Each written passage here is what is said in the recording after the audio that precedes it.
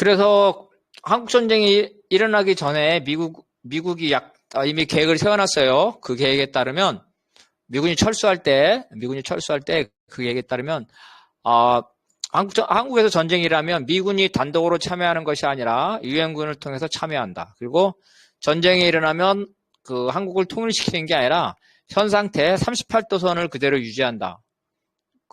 이런 계획을 사놓고 이제 미군이 철수한 거예요. 아니나 다를까 전쟁이 일어났죠. 그래서 전쟁이 일어나서 이승만이나 우리는 통일될 줄 알았죠. 미국은 원래 통일 자체를 고려하지 않죠. 만약에 미국식으로 통일된다면 중국이나 러시아가 가만히 있겠어요? 반대로 러시아식으로 통일된다면은 미국이 가만히 있겠냐고.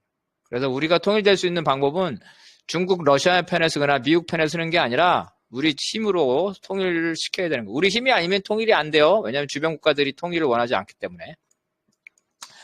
그래서 이제 이렇게 돼서 지난번도 얘기했는데 원래 일본을 쪼개는 거였어요. 독일이 전쟁 일으켜가지고 동독 서독으로 나눠줬잖아요. 그래서 루즈벨트하고 스탈린은 일본을 쪼개는 게 원래 계획이었어요. 그런데 트루만이 일본을 절대로 소련한테 줄 수 없다. 그래서 일본 대신에 한국이 쪼개진 겁니다.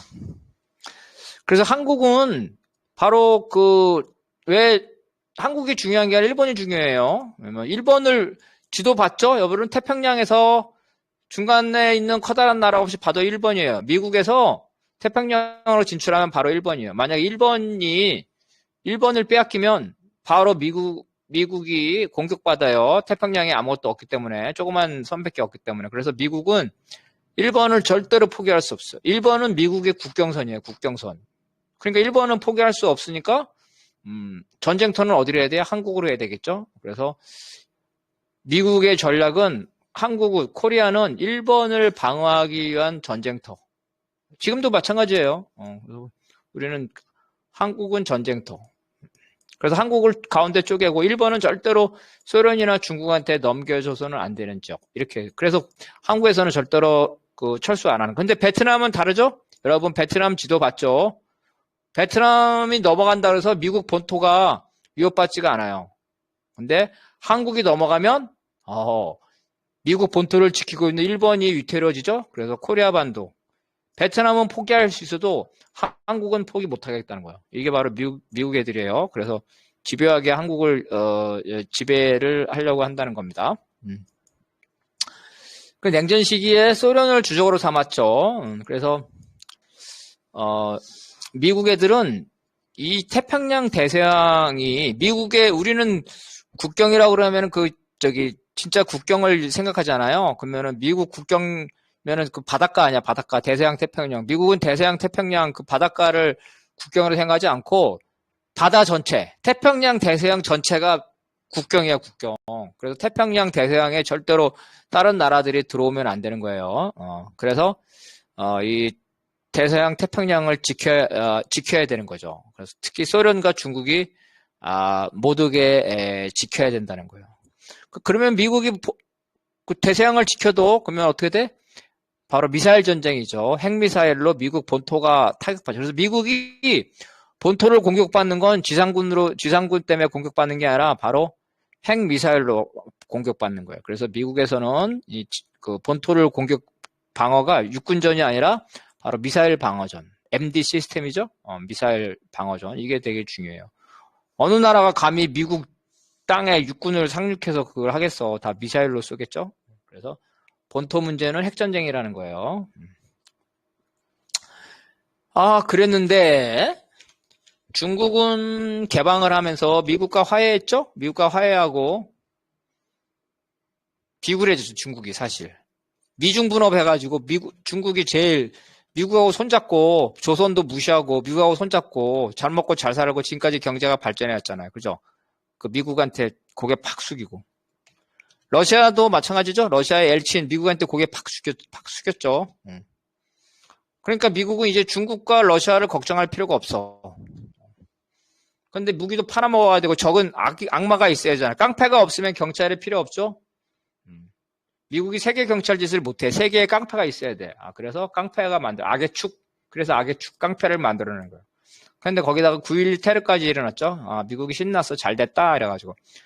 중국과 러시아 같은 세계대전을 걱정하지 않고 조그만 나라하고만 살살 싸우는 거죠. 바로 이게 중동전쟁이죠. 일방적으로 남의 나라 가가지고 미사일 드론 다 죽이고 이런 거예요. 그 사이에 제일 혜택 본 게 중동전쟁으로 혜택 본 게 테러리즘이 누구라고 했어요? 중국과 러시아죠.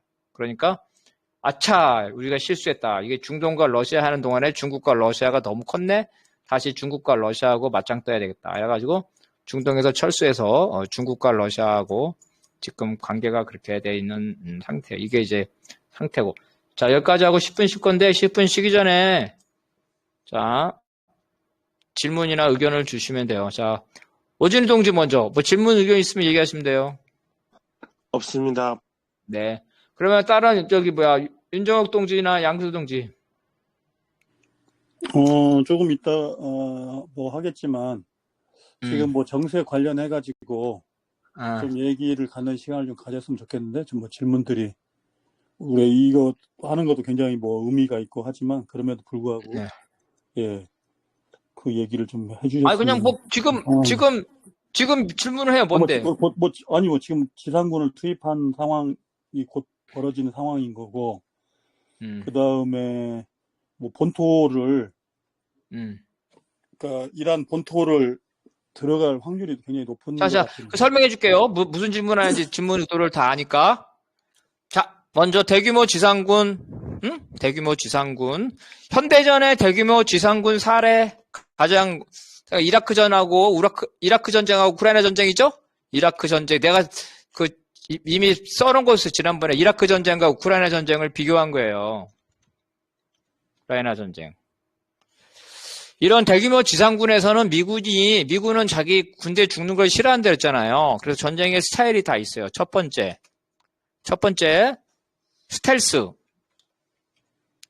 스텔스 폭격기. 이거 미사일은 정확하지가 않잖아. 그래서 스텔스 폭격기를 통해서 먼저 레이더망을 부숴요. 스텔스 폭격에서 레이더망을 부시고, 그 다음에 미사일을 발사해서 방공망을 무력화해요. 그래서 방공망을 무력하면 제공권을 잡죠? 제공권을 잡으면, F-35라든지 일반 전투기, 전폭기를,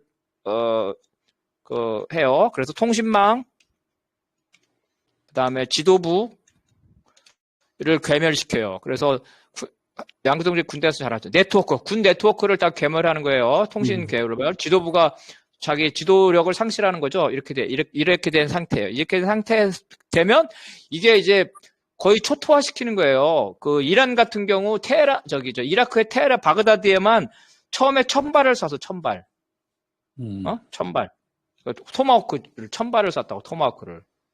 엄청나게 며칠 동안 일주일 동안 계속 때리는 거예요. 이렇게 해서 초토화를 시키고 그러면 나머지는 뭐밖에 안 남으면 이제 땅깨라 그러죠. 지상군만 남을 거 아니야. 그래서 지상군 나오면 이제 그 상륙을 시켜요. 근데 상륙할 때 어떻게 하냐면 그 위에 이 전폭기, 그러니까 지상군을 지원하죠. 지상군을 지원하는데 우리가 보통 알고 있는 뭐 F-15 같은 경우죠. 이제 F-15나 이런 것들. 그 다음에 보병하는 A-10기, 그 다음에 헬리콥터 이걸 해가지고 진격하는 앞에 있는 그 대규모 적군 있죠. 대규모 적군. 이거를 다 공격을 해서, 분산시키거나, 그죠? 주로 분산시키거나 괴멸을 시켜요. 그 다음에 앞에 탱크나 야포가 있어야 될 거 아니야?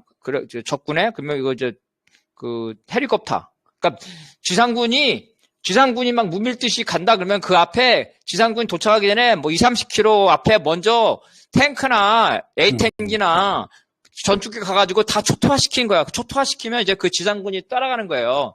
이런 식으로 해가지고, 바그다드까지 그냥 막 물밀듯이 쳐들어갔단 말이에요. 그래서 바그다드를 점령했단 말이에요. 이라크 전쟁에서. 대성공한 거지, 미국이. 물론 나중에는 패배했지만, 이렇게 된 거고.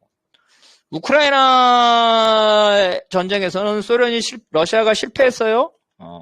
왜 실패했냐면, 미군은 이라크 전쟁 성공한 건 바그다드를 점령하겠다는 확실한 그 목표 하나의 모든 그 군사적 전력을 거기에다 집중해서 송곳처럼, 그래서 송곳처럼 그냥 바그다드로 직격한 거야. 모든 전투력을 다해서. 근데 러시아 애들은 개전할 때 전선을 4개로 분산시켰어. 전선을 4군데서 동시에 전쟁을 했다고. 전선을. 동부전선, 서부전선, 우크라이나, 키우.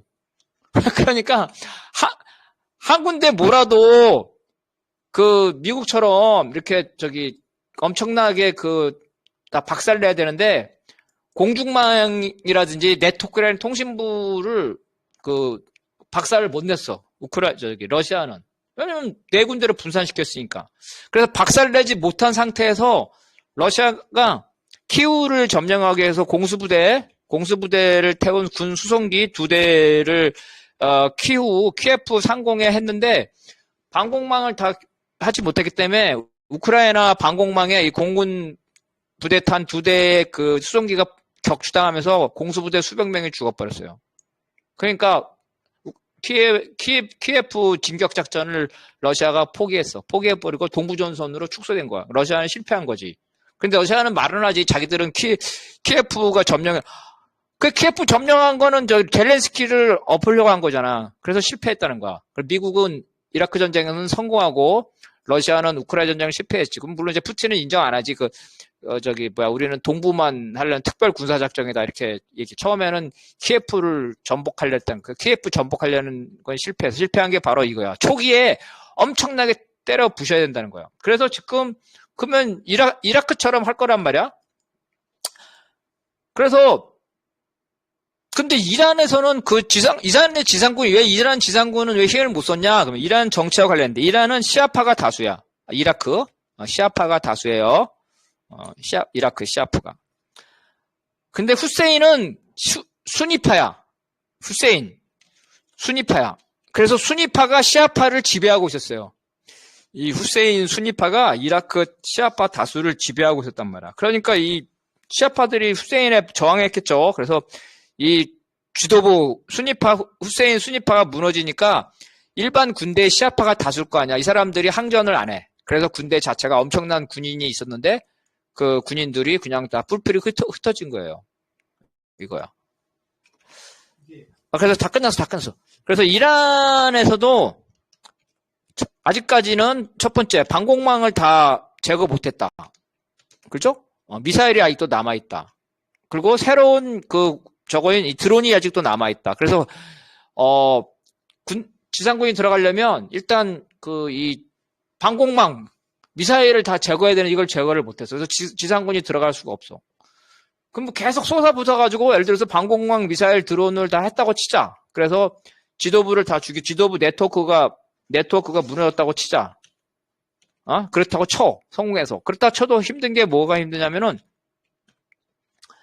이란은 모든 지휘부를 사순위까지 다 선정해놨대요. 그러니까 대대장이 죽으면 누가 대대장이 될 건지를 4명까지 다 해놨다는 거야. 그래서 죽으면은 다음 대대장이 바로 되고 다음 대대장이 다 되고 이게 이렇게까지 모든 지휘부를 해놨다는 거고 그 다음에 이란은 모자이크 전략을 쓰였어. 모자이크. 무슨 말이냐면 이라크 같은 보통 군대는 최고 사령부가 있으면 최고 사령부가 명령을 내려서 다 하잖아요. 이란은 그게 아니라 최고 사령부가 사라지더라도 대대가 됐든 중대가 됐든 간에 자체적으로 결정해서 자체적으로 전쟁하고 전투하게끔 그런 식으로 다 모자이크로 해놨다는 거야. 그러니까 중앙 지도부가 붕괴가 되더라도 대대 단위, 연대 단위, 중대 단위 전투하게끔 다 이렇게 스스로 쉽게 말하면 뭐 게릴라식으로 할 수 있게끔 해놨다는 거. 그때 가장 결정적인 건 뭐냐면 이란은 시아파야. 시아파의 맹주예요. 시아파 맹주. 압도적. 시아파가 이란에. 그리고 군인들도 다 시아파가 압도적이야. 지도부들고. 그래서 이라크는 지도부가 지도부하고 이거하고 종교가 다르니까 위에 지도부가 사라지면 밑에 군인들이 그냥 오합지졸이 되는데 이란은 시아파기 때문에 이 단결력이 강하다는 거야. 순교의 전쟁을 한다는 거야. 순교의 전쟁. 쫄병까지. 그러니까 전쟁을 하면 뭐 미국이 이길 수는 있겠지 전투에서. 근데 미국의 피해라는 게 말도 못한다는 거지. 그래서 못 가고 그래서 전면전은 또 이라크 할 때 군대를 배치할 이라크 때도 몇십만 명 배치했는데 전면전을 하려면 군인 배치하는 데만 6개월이 걸린대요. 몇십만 명을 동원해야 되기 때문에 병참이나. 그런데 지금 미국이 동원하고 있는 거는 해병대 2,500, 일본에서 2,500, 미국 본토에 2,500, 그 다음에 공수부대죠.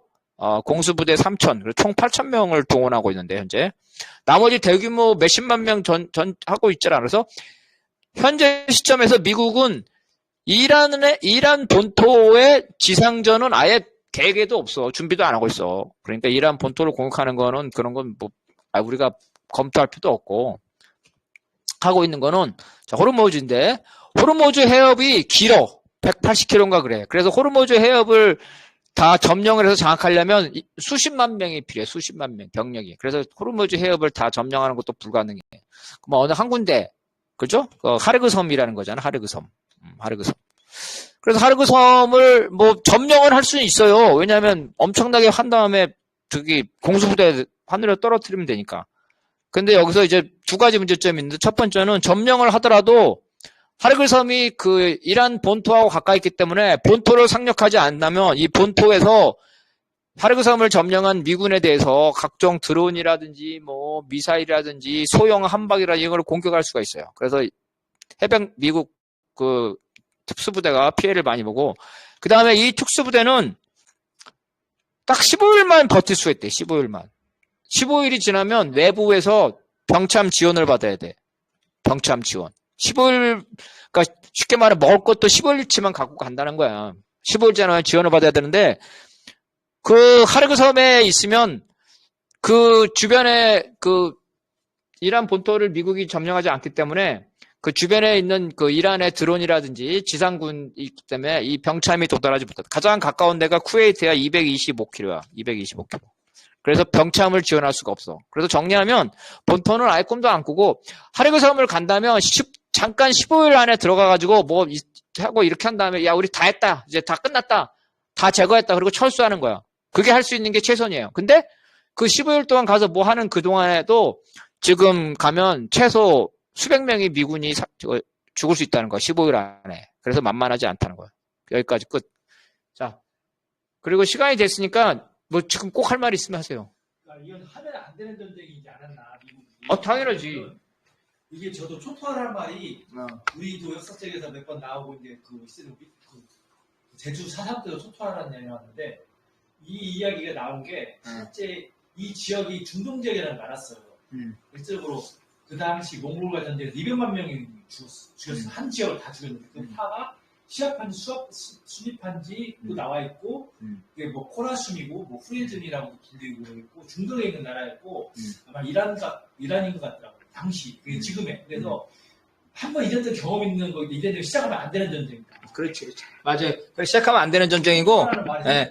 참고로 호르무즈 해협하고 비슷한 게 이스탄불에 그 동양과 서양으로 나누는 해협이 있어요. 이스탄불에 터키. 그 터키가 오스만 제국의 1차 대전 때 그 글로 가면은 저기 지중해로 가가지고 저기 흑해로도 가는데 그 오스만이 독일하고 연합군이었어요. 러시아하고 프랑스 영국인데 그래서 프랑스 영국 러시아가 그 이스탄불 앞에 있는 그 해협인데 그 해협을 통해서 지중해 흑해로 가려고 이제 전쟁을 했는데 양측에서 50만 명이 죽었답니다. 50만 명이. 그거 해협 하나 차지하려고. 그래서 전체 해협을 하는 건 불가능하고 보여주기식으로 할 수 있는데 그래도 사람이 많이 죽는다는 거야. 양구정씨 됐어요? 네. 네.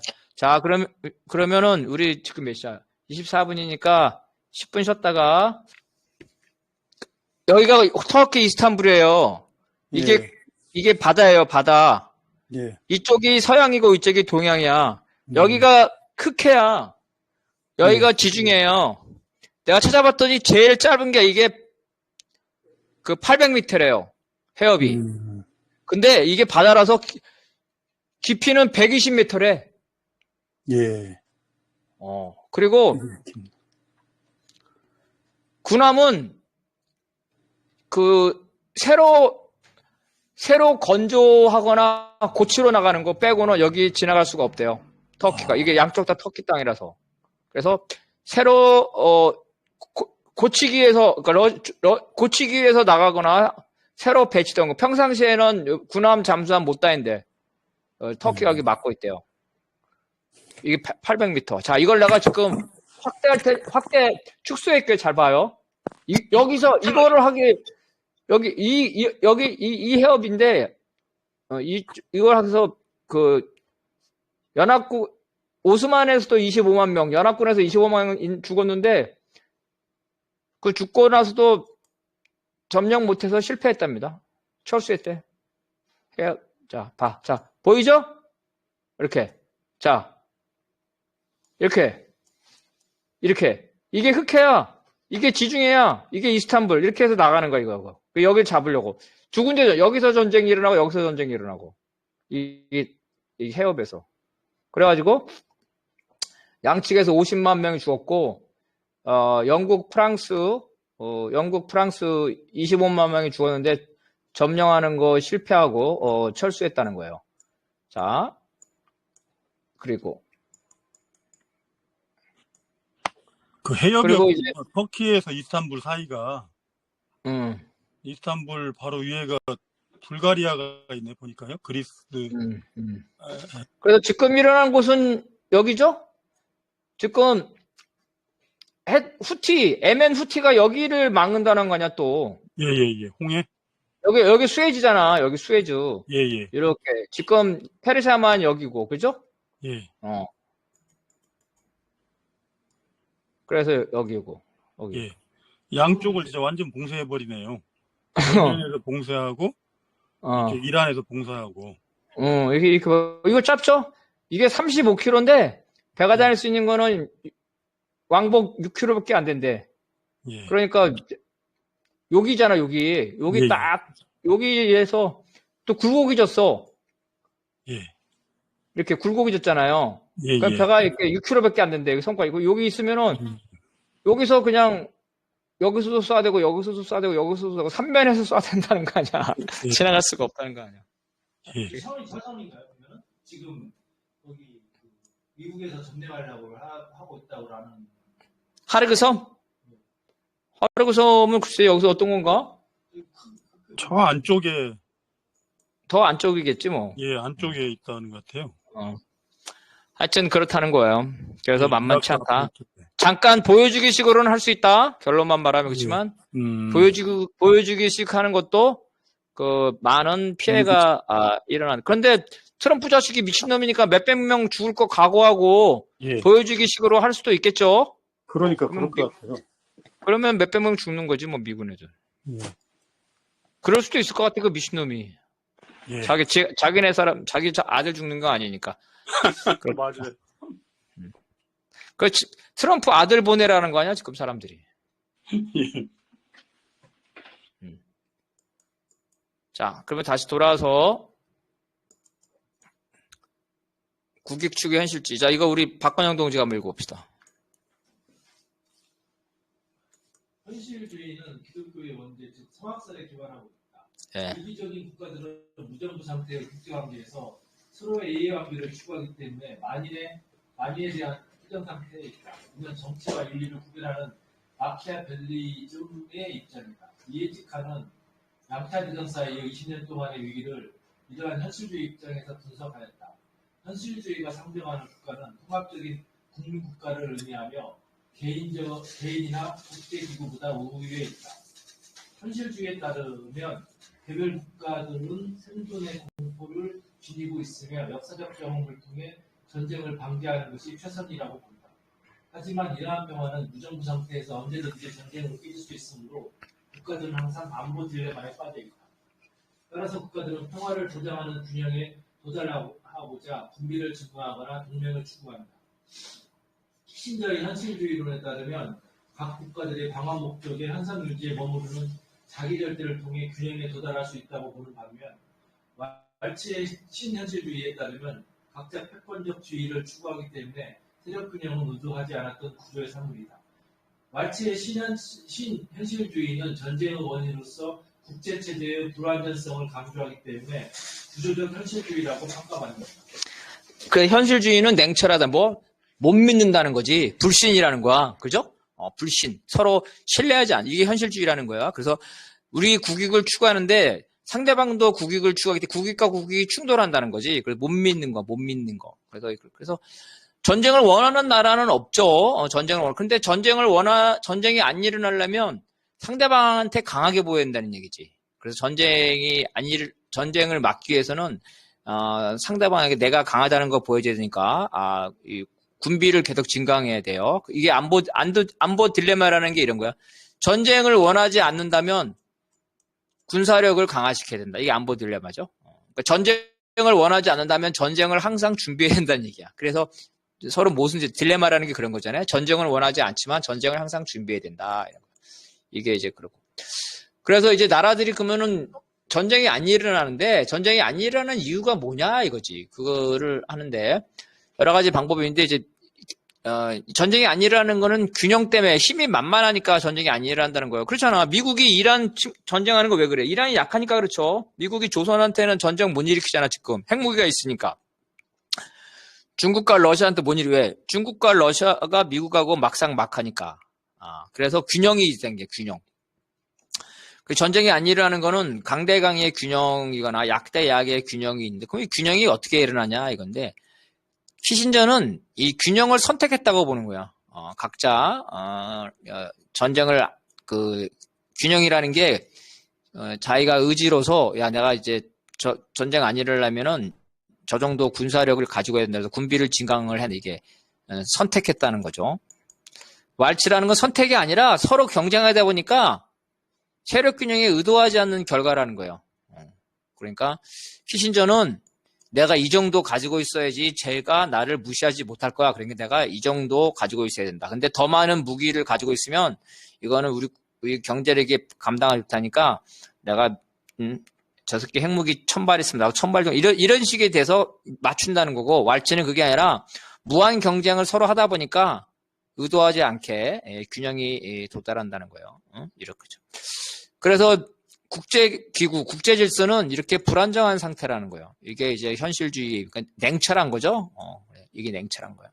현실주의. 이상주의라는 거 뭐냐면 유엔과 같은 이런 기구를 만들어가지고 통제할 수 있다는 거야. 통제할 수 있다. 이것들을 이제 얘기하는 거고. 자, 이거는 그러면 우리 윤종옥 동지가 한번 읽어봐 주실래요? 예. 예. 합리주의를 부정하는 포스트 모더니즘은 국제정치에서의 실증주의와 경험주의를 비판한다. 이들에 의하면 세상은 해석에 따라 제각기 만들어가는 것이고 국가가 전쟁을 만들지만 전쟁은 국가를 만들 수 있다.